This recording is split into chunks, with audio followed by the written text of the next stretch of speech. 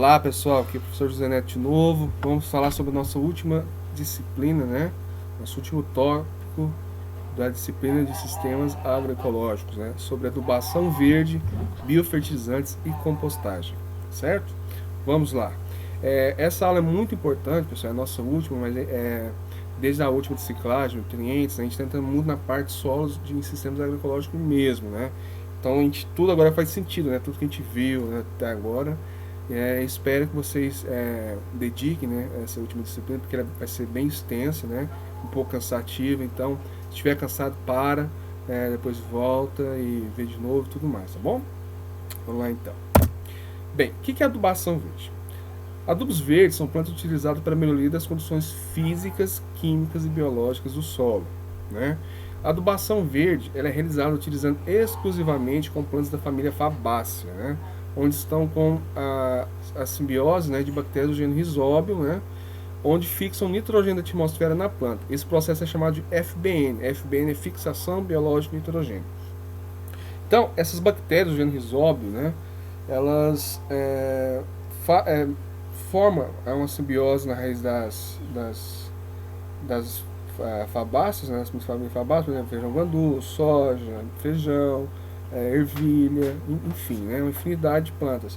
E elas formam nódulos. Vou mostrar uma imagem para vocês. E elas pegam o nitrogênio da atmosfera, né, e introduzem, né, na planta. Em troca, elas conseguem alimento e proteção, né? Então, a inoculação dessas bactérias pode ser feita de forma natural ou artificial, com a ciclo de inoculantes. O que seria essa forma artificial? Através de turfas que você compra, repletas, né, dessas bactérias. Aí você faz o que? Você tem um manual, né, de como se faz a inoculação. Você, antes de plantar, você envolve as sementes com essa bactéria. Então, uma vez plantada, né, a planta vai crescendo com as bactérias. E a pessoa mais exclusivamente plantas famílias fabáceas. Fabáceas, para quem não está ambientado com o nome, é as leguminosas, né? Todo mundo fala. Só que houve mudança e hoje a gente considera como fabáceas o nome correto na taxonomia. Então, como que seria então, professor? Eu plantei sorgo e incorporei adubação verde. Não, pessoal. Para ser adubação, você tem que adubar, né? Fornecer algo. Se você está voltando aqueles milhetos para o solo, você está fixando carbono no solo e os nutrientes que ele absorveu, né? Você está, né, na questão da ciclagem, você não está adicionando nada. Com a adubação verde, com o Fabás, você está adicionando nitrogênio, né? E outra coisa, não adianta nada você plantar e deixar, você não está fornecendo, você tem que incorporar, né, aquela matéria das plantas no solo, né, para que fique disponibilizado com decomposição. A professor falou que o nitrogênio ele é muito volátil, bem, pessoal, ele tem um tempo, né, que ele fica disponível. O que ela não usa volta para a atmosfera, tá certo? Existe um negócio chamado relação carbono-nitrogênio. Vou falar um pouco mais para frente disso em compostagem. Quanto maior a relação carbono-nitrogênio, maior o processo de decomposição. Quanto mais baixo, né, essa relação de carbono e nitrogênio na estrutura, mais lenta é a decomposição, tá certo? Então vamos lá então. O inoculante consiste num material que contém bactérias específicas para cada espécie de leguminosa, né? Então as plantas mais utilizadas com esse tipo de adubação é crotalária, mucuna, feijão bravo, feijão de porco, andu, né? Por quê? Porque eles têm uma rusticidade maior, né? Então, quando você planta, você precisa de pouco trato cultural, né? Você não tem que preocupar tanto com uma planta cultivada, né? Ela tem uma certa agressividade biológica, né? Então, durante o verão, onde temos altos índices de chuva, índices pluviométricos muito altos, fotoperíodos também elevados, né? A gente tem mais de 14 horas de fotoluz dia, né? Temos a produção de biomassa, né, rica em N. Então, o que é essa biomassa? É a matéria em si, né? Então essas plantas devem ser incorporadas no solo antes de produzir semente, por ser feita através de gradagens ou roçagens. Por que, professor, tem que ser feita a produção de semente? Porque senão você vai ter um problema de infestação secundária dessas plantas, né? Aí você vai ter problema. Por quê? Porque vai começar a germinar e fica um negócio descontrolado. Então, antes de produção de semente, de produzir semente, né? Deu flor, roça ou incorpora no solo com o auxílio de uma grade, tá certo? Por quê? Para evitar o problema com semente, tá? Então, aqui na imagem, eu estou mostrando para vocês, né? Tem como que é visto, né, de longe essas plantas, como deve ser incorporado, tá vendo? Que no caso é uma clotalária, né? Que ela floriu, o produtor já está incorporando no solo, porque aí sim você tem a questão da adubação verde. O professor milheto não é mesmo adubação verde. Não, pessoal, como eu disse, você tem que estar fornecendo algo a mais no solo para ser considerado uma adubação, senão é reciclagem de nutriente. Mas é interessante sim, porque um caso específico milheto que a gente está usando como exemplo, né? Na verdade eu estou usando, você produz massa, né? Protege o solo, né? Aumenta a quantidade de matéria orgânica, né? Isso melhora muitas qualidades do solo, a gente já vimos. E outra característica interessante da adubação verde, pessoal, é que, por exemplo, você, em vez de você incorporar, você prefere roçar. Então, em frutíferas, né, se usa muito a adubação verde com as fabáceas. Por quê? Porque além dela proteger o solo e competir com plantas daninhas, antes dela florescer, ela é roçada, porque aquela matéria verde já vai, né, se depositar no solo e fornecer automaticamente, né, durante o ciclo para a cultura o nitrogênio. Então aqui nessas duas fotos é uma coisa bem peculiar, muito interessante. Uma, que é essa maior, são os nódulos das bactérias de Rhizobium nas raízes fabáceas, né?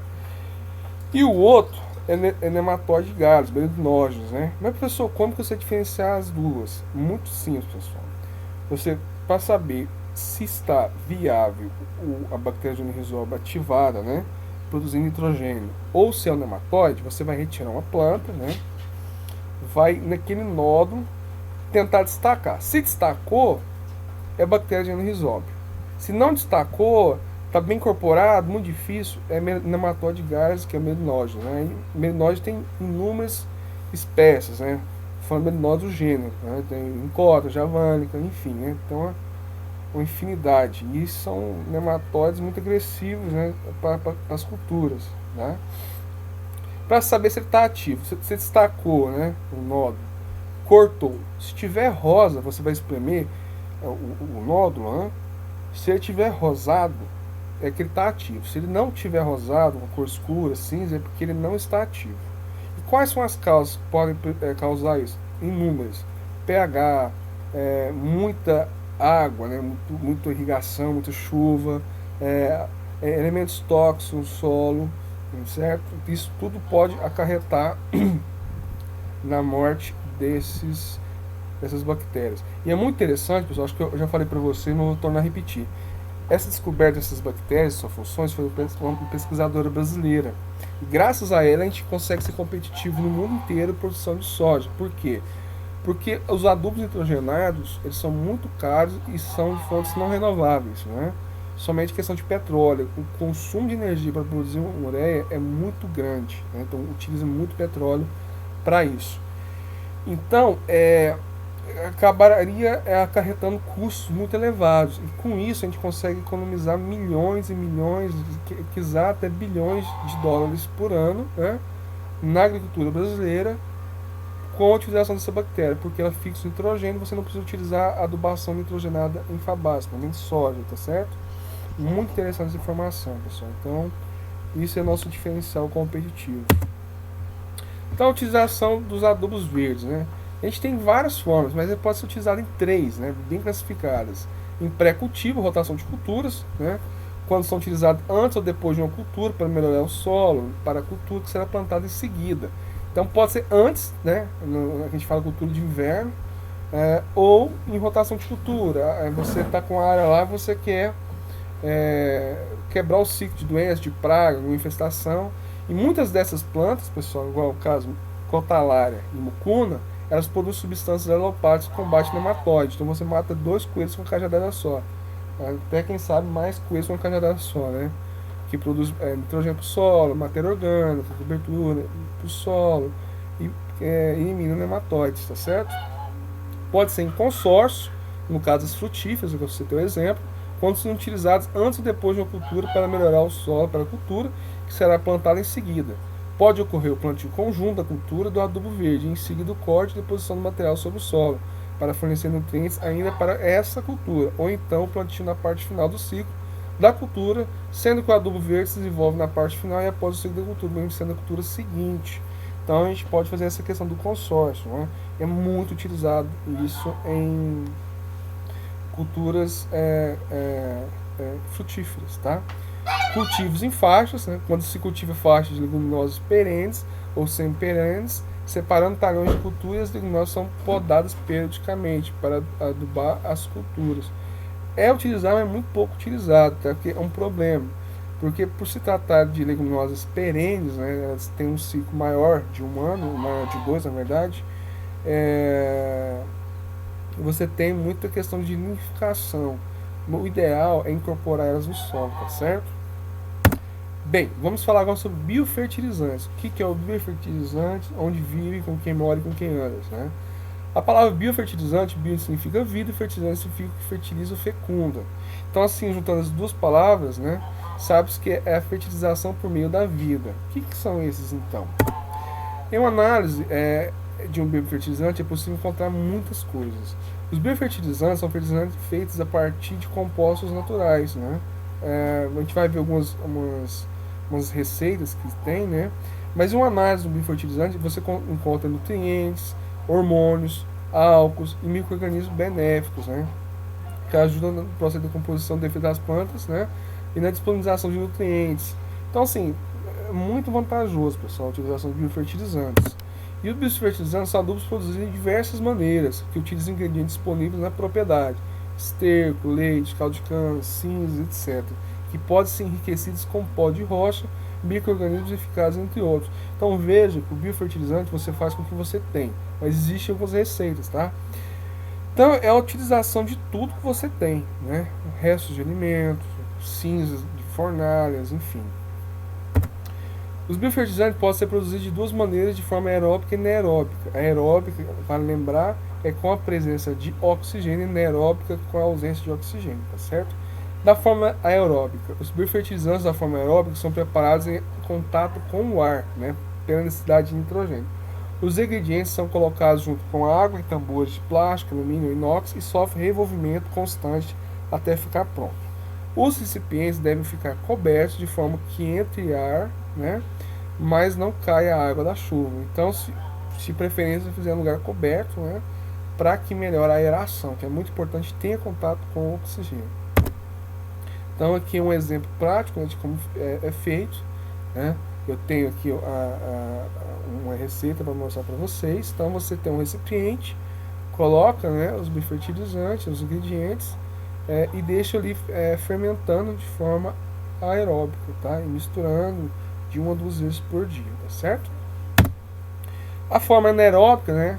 Os biofertilizantes da forma anaeróbica são preparados sem o contato com o ar, então tem que existir a ausência de oxigênio. Os ingredientes são colocados junto com água em tambor de plástico, alumínio e inox. O recipiente é fechado com tampa, que deve ser furada no centro, por onde ficará acoplada por uma mangueira. O recipiente deve ser completado em 75% pelos ingredientes e pela água. Os outros 25% restantes ficará sem nada, e onde ficará as pontas das mangueiras. A outra ponta da mangueira ficará dentro de uma garrafa com água. Então aqui é o exemplo de como deve ser feito. O tempo de preparo é de 20 a 30 dias, tá? E não pode abrir, pessoal, nesse período. Por quê? Porque tem que existir a ausência de oxigênio. Se você abre, vai entrar oxigênio, tá certo? Após o preparo dos biofertilizantes, deve ser coado e aplicado sobre as plantas e no solo através de fertirrigação. O que é a fertirrigação? É a irrigação com o fertilizante, tá certo? Produtos orgânicos devem ser consultados a OCS ou OCA para autorização do uso de biofertilizantes, principalmente quanto à aplicação em parte comestível das plantas. Esses órgãos, pessoal, são os órgãos de orgânicos, tá? Então, se você quer produzir orgânico para comercializar, você tem que consultar se aquela receita, né, nesses órgãos é permitida, tá certo? A elaboração de biofertilizante à base de planta pode ser uma alternativa para os agricultores, agroecológicos, né? A produção do biofertilizante é feita a partir de produtos e principalmente subprodutos da produção agrícola, como a gente já falou, com a utilização de materiais que estão disponíveis no momento como plantas características benéficas, né? Por exemplo, as leguminosas são fonte de nitrogênio, gramíneas, presenocílica, né? Um elemento importante para proteger as plantas. Por quê? Porque o silício ele vai na lamela média com a estrutura do tecido celular e fica mais rígido, né? Então protege mais contra ataque de doenças, né? E insetos. E além de causar uma certa amargor para eles, né? Então eles não gostam muito desse de plantas com alta quantidade de silício, porque produz tanino e tudo mais, é um outro assunto, né? Enfim, então plantas medicinais, tem produção de compostos fenólicos, hormônios, tá certo? Auxina, que é um hormônio do crescimento, enfim. Além disso, o biofertilizante propicia também o aproveitamento de produtos e resíduos da pecuária, como leite, esterco e soro. Então, o que era inutilizado se torna utilizável, né? Você ganha um novo aparato para ele, tá certo? Então, aqui é uma receita, né, para vocês que quiserem fazer um biofertilizante, tá? E pode ser de forma aeróbica ou anaeróbica, vai depender de vocês, tá certo? E os passos, como deve ser feito certinho, deixar aqui para vocês, né? A forma de utilização e tudo mais, tá bom? Aí vocês quiserem ver certinho. Vamos falar sobre a compostagem. O que é a compostagem? A compostagem é um processo biológico, né, de decomposição e de reciclagem da matéria orgânica contida em restos de origem animal ou vegetal, formando um composto. A compostagem propicia um destino útil para os resíduos orgânicos, né, evitando sua acumulação em aterros e melhorando a estrutura dos solos. Esse processo permite dar um destino aos resíduos orgânicos agrícolas, industriais e domésticos, como restos de comidas e resíduos do jardim. Esse processo tem como resultado final um produto, o composto orgânico, que pode ser aplicado ao solo para melhorar suas características, sem ocasionar riscos ao meio ambiente. Tá? Os produtos da compostagem são largamente utilizados em jardins, hortas, né? Substrato para a planta, adubação do solo, para a produção agrícola em geral, como adubo orgânico, devolvendo à terra os nutrientes de que necessita, aumentando sua capacidade de retenção de água, CTC, permitindo o controle de erosão e evitando o uso de fertilizantes químicos sintéticos, tá certo? Os materiais mais utilizados na compostagem são resíduos orgânicos gerais, cinzas, penas, lixo doméstico orgânico, aparelhos de grama, rocha moída, enfim. É uma quantidade enorme de coisas que são utilizadas, tá certo? Mas assim, pessoal, a gente tem que ter em mente que pode ser feito de tudo, até de animal, viu, gente? Compostagem é de amplo espectro, mas só que a gente tem que tomar cuidado com o tipo de compostagem. O que eu recomendo para vocês é utilizar mais compostos vegetais. Por quê, professor? Porque a gente pode ter o risco de contaminação cruzada, tá? Se você utilizar muito animal, tá? Esterco, tudo bem, esterco vocês podem utilizar, mas fala assim, não utilizar animais mortos, né?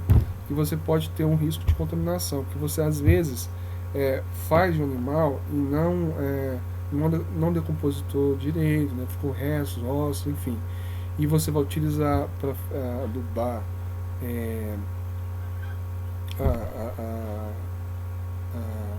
as suas plantas, pode ter um agente, um patógeno que pode causar dano ao ser humano, né?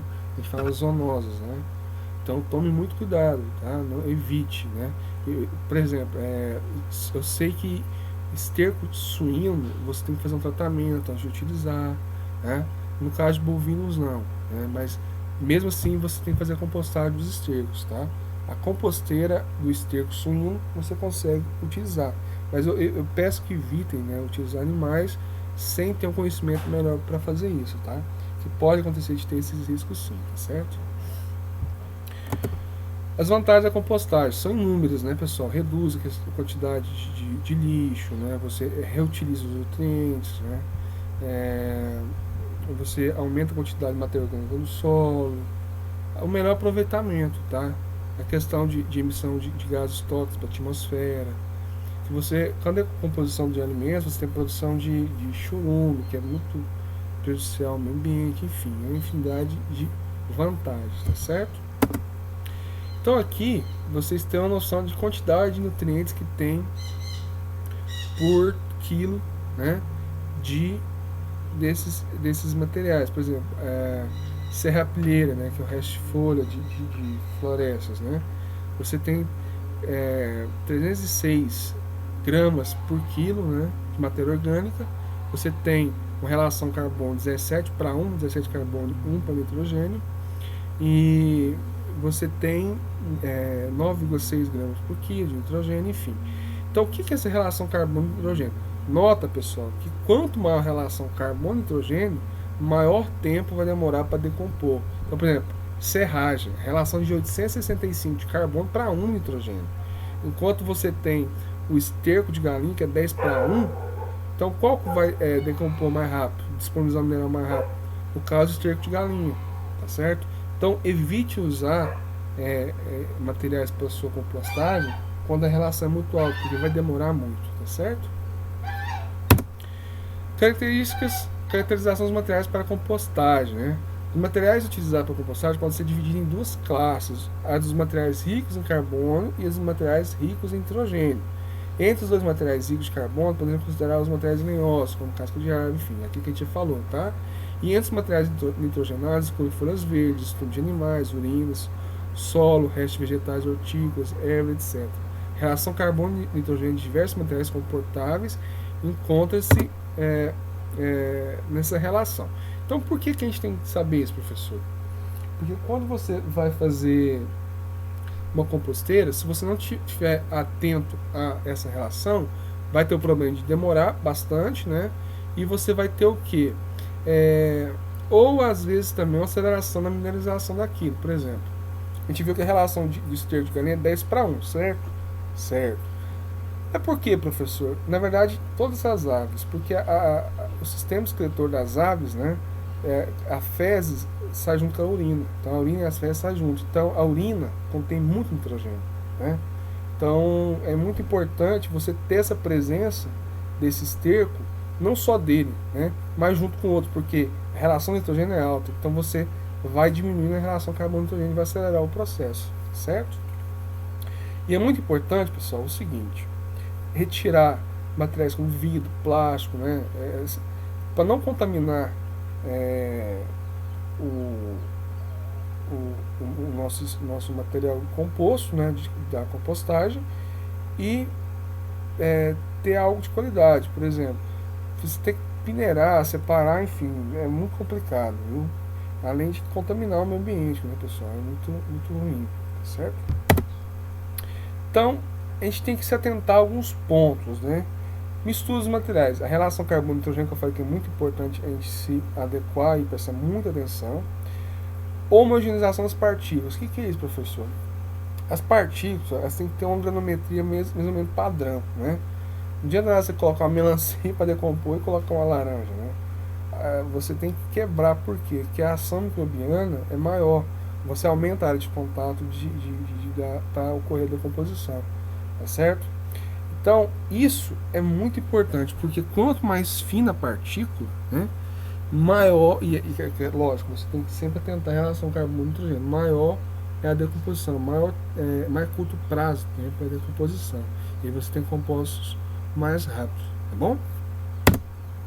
Rega. É muito importante, pessoal, vocês sempre jogar água na composteira. Por quê, professor? Eu acho que eu já falei para vocês em um vídeo, é importante falar de novo, que a atividade microbiana no centro de uma composteira, chega a quase 100 graus, né? Então, essa temperatura, né, você tem a liberação de energia muito grande. Então, essa temperatura pode prejudicar muito os micro-organismos. Por quê? Porque você vai ter uma desestruturação lipídica, né, proteica, né? Proteica lipídica, porque a estrutura das bactérias benéficas, né, para a decomposição, ela é rica em proteína. E a gente sabe que a proteína, quando fica em altas temperaturas, ela começa a degradar. E isso não é interessante. Começa o quê?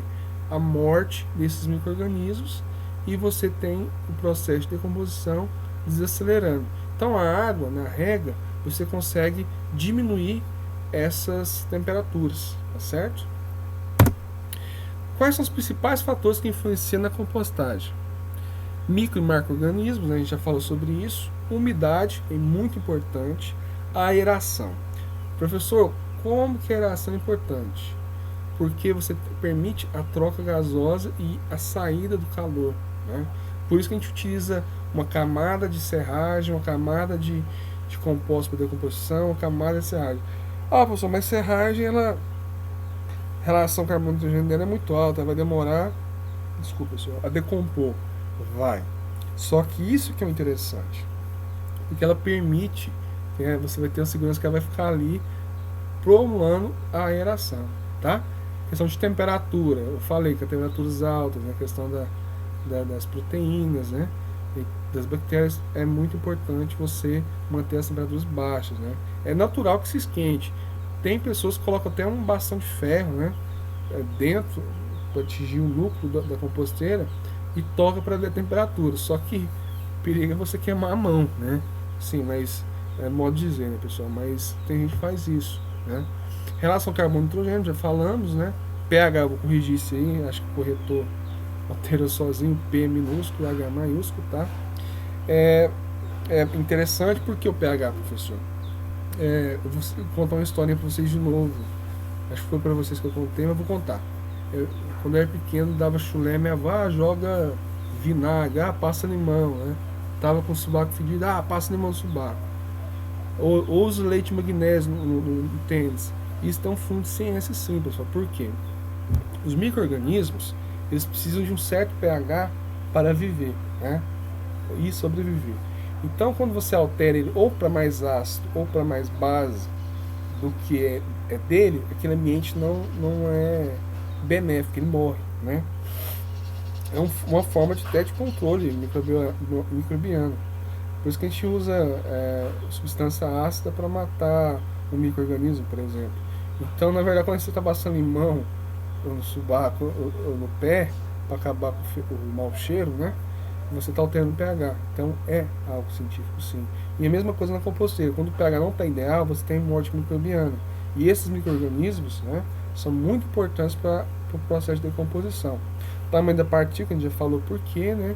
E um fator muito importante também é a questão de sementes, patógenos e metais pesados. Por quê, professor? Gente, é o seguinte: sementes. A vaca, né, tá lá no pasto, come o capim e a semente junto, vai para as fezes, né? Então você vai usar compostagem, tudo mais, você vai para a horta. Aquela semente vai germinar e vai ter muita braquiária na sua horta. E não só braquiária, mas de mais plantas que alimentar. Um exemplo, né? Patógeno, né? Tem certas doenças que elas podem passar para as plantas, né? E também para o ser humano, que eu até falei a questão, né, da zoonose. Então tem que tomar muito cuidado com isso. E questão de metais pesados. Existe um processo, pessoal, que as plantas fazem, chama biorremediação. O que é biorremediação? Ela consegue pegar pequenas partículas, né, de metais pesados e absorver. Para você ter uma ideia, na Austrália tem estudos muito avançados de como achar ouro no deserto, né? Na Austrália existem grandes minas de ouro, né? E é uma quantidade muito grande de desertos. E lá o eucalipto é nativo. Então o que pesquisadores fizeram? Eles coletavam alguma quantidade de folhas de eucalipto, né, de amostragem, e faziam análise para ver se encontrava partículas de ouro, porque o ouro é um metal pesado, né? E se encontrasse certa concentração, tudo indicava que ali é uma fonte promissora para ser uma mina de ouro. Muito interessante. É a mesma coisa, pessoal, por exemplo, o chumbo. Você tinha uma pilha lá na sua composteira, vazou e foi chumbo para lá. Então o que acontece? Essa planta vai absorver um pouco de chumbo. Aí você vai utilizar na horta, você vai alimentar daquele alimento. Então aí você vai, né, acumulando aqui no organismo. Então não é interessante, tá certo? Tomar muito cuidado com isso. Então, a preparação das pilhas. O que são as pilhas? Não é pilha de bateria, não gosto de ter o exemplo, não. São pilhas onde você vai fazer composteira. As pilhas devem ser preparadas diretamente no solo, sendo constituído por camadas de restos vegetais intercaladas com camadas de esterco, uma proporção de 3:1. Esse esterco pode ser serragem. Então, é o seguinte: 3 de material para composto, 1 de esterco ou senão de serragem, respectivamente, né? Primeiro demarcar a área, né?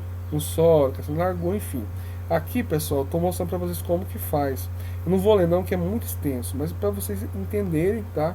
Como que se faz, uma composteira, seus diâmetros, enfim. Mas eu acho que o mais importante, né?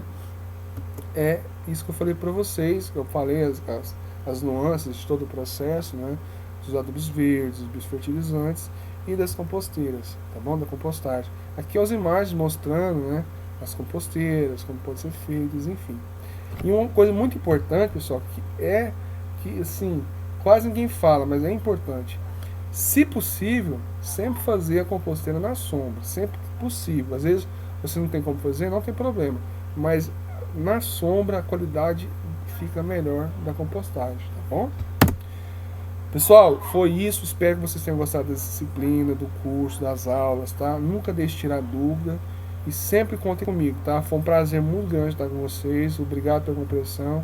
Um grande beijo, fiquem todos com Deus e até a próxima, tá? Tchau.